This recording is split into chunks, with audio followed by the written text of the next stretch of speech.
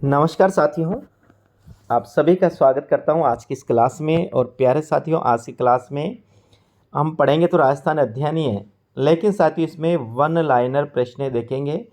वस्तुनिष्ठ प्रश्न, one liner प्रश्न वे भी वस्तुनिष्ठ प्रश्न। और ये देखेंगे साथियों, माध्यमिक शिक्षा बोर्ड राजस्थान अजमेर जो हमारे स्कूलों में किताबें चलती है कक्षा 6 से 12 तक की राजस्थान अध्ययन के नाम से। और साथ ही साथ 6 से 12 तक की जो इतिहास है, जो भूगोल है, उनका भी साथियों हम ये वन लाइनर यानी कि एक लाइन के प्रश्न देखेंगे, जिसमें कक्षा 6 से 12 तक की किताबें पढ़ेंगे।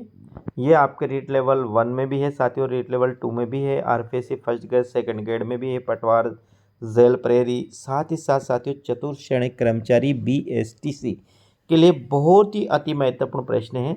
जैसे देखिएगा, ये हम शुरू करते हैं यहाँ से। ये राजस्थान का इतिहास एक परिचय में। राजस्थान के भूभाग के लिए सर्वप्रथम राजपूताना शब्द का प्रयोग किसने किया? जॉर्ज थॉमस ने किया और 1800 ईस्वी में किया।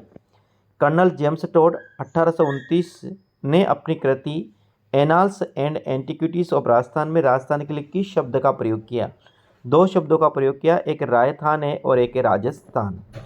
राजस्थान का नामकरण कब पूर्ण हुआ? 30 मार्च 1949 को राजस्थान का एकीकरण नामकरण हुआ। और साथ ही क्या हुआ? नामकरण हुआ। इसी उपलक्ष्य में प्रत्येक वर्ष 30 मार्च को राजस्थान दिवस मनाया जाता है। ऋग्वेद में जोधपुर संभाग के लिए जोधपुर संभाग के मरुस्थल के लिए किन शब्दों का प्रयोग हुआ? मरु और धनवे। जोधपुर संभाग के लिए दो शब्दों का प्रयोग हुआ। जोधपुर के प्राचीन नाम कौन से हैं? मरु है, मरुवार है और मारवाड़ है।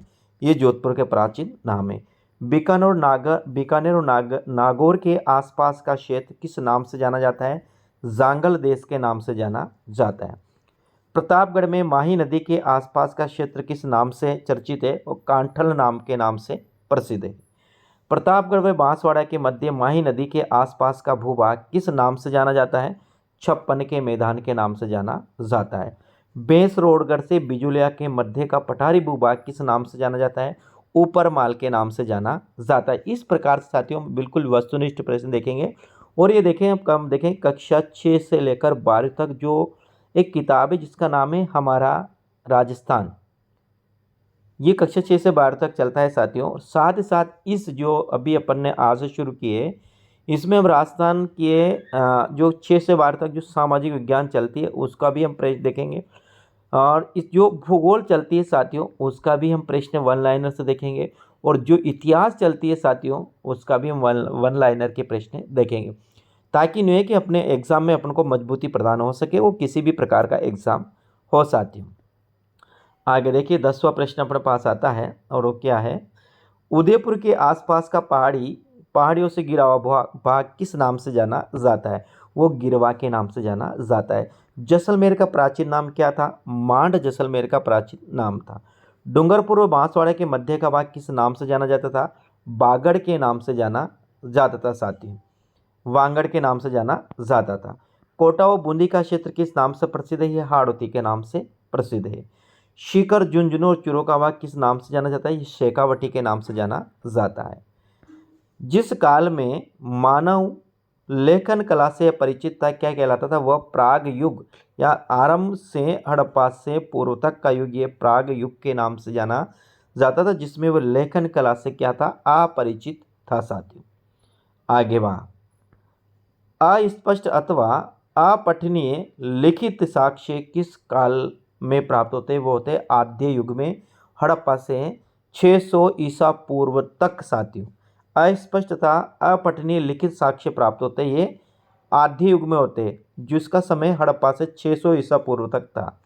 किस काल के बारे में लिखित व स्पष्ट पठनीय साक्ष्य प्राप्त होते हैं? वो होते हैं ऐतिहासिक युग में।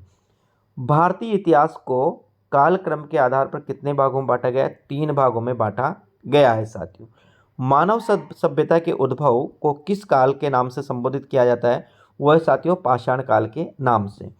पाषाण काल को कितने भागों में विभक्त किया गया? 3 में।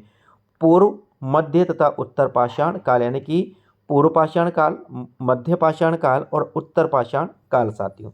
राजस्थान के किस स्थान से सर्वप्रथम पूर्व पाषाण काल के उपकरण खोजे गए?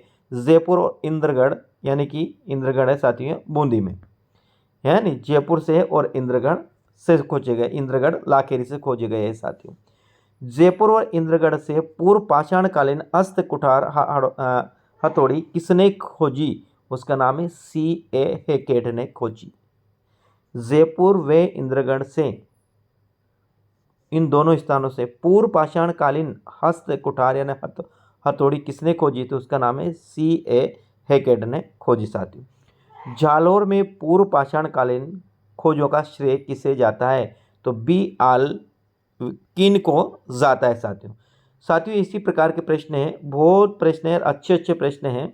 तो मैं उम्मीद करता हूं कि आपने चैनल को सब्सक्राइब कर लिया होगा, और नहीं किया साथियों तो जरूर कर लीजिएगा, क्योंकि ये प्रश्न लेकर मैं आपके सामने आ रहा हूं साथियों।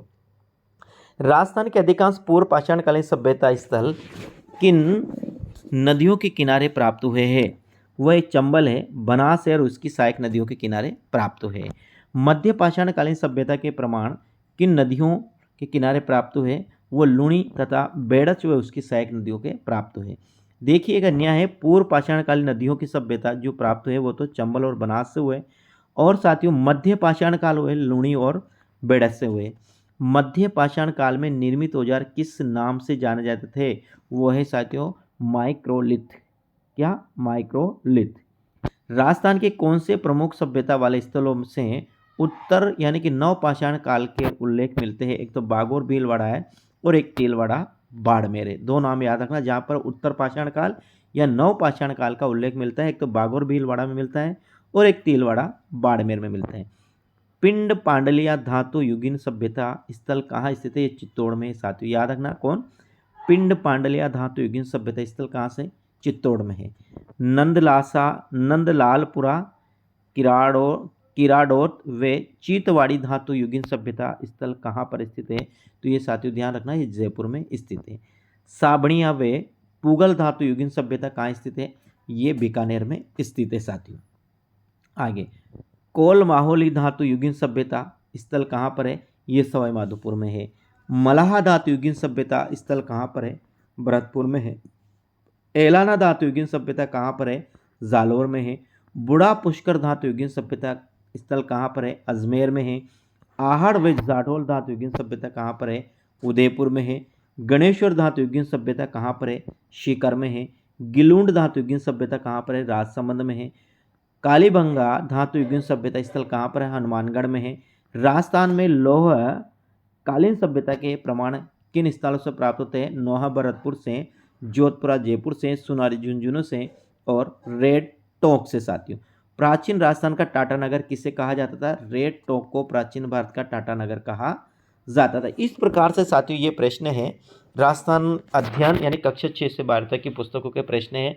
मेरे हिसाब से बहुत बेहतरीन प्रश्न है। मैं आपका इससे रोजाना में रिवीजन करवा दूंगा, और ये क्लास आपसे साथियों में तो आज तो 41 प्रश्न है, कल हो सकता है मैं आपके सामने 100 क्वेश्चन लेकर आऊँ, और ये मात्र 10 से 15 मिनट की रोजाना की क्लास रहेगी, जिसमें आपको मैं 6 से 12 तक की जो किताबें हैं, एक तो इसमें एक राजस्थान अध्ययन है, एक राजस्थान का इतिहास, एक इतिहास नाम से किताब है, और एक है भूगोल नाम से। इन तीनों किताबों का साथियों मैं आपको 1 से 2 महीने में पूरा रिवीजन करवा दूंगा। तो ठीक है मेरे साथियों, कल फिर मिलते हैं। उम्मीद करता हूँ चैनल को सब्सक्राइब कर लिया होगा, और नहीं किया तो आप ज़रूर कर लीजिएगा। राम राम साथियों।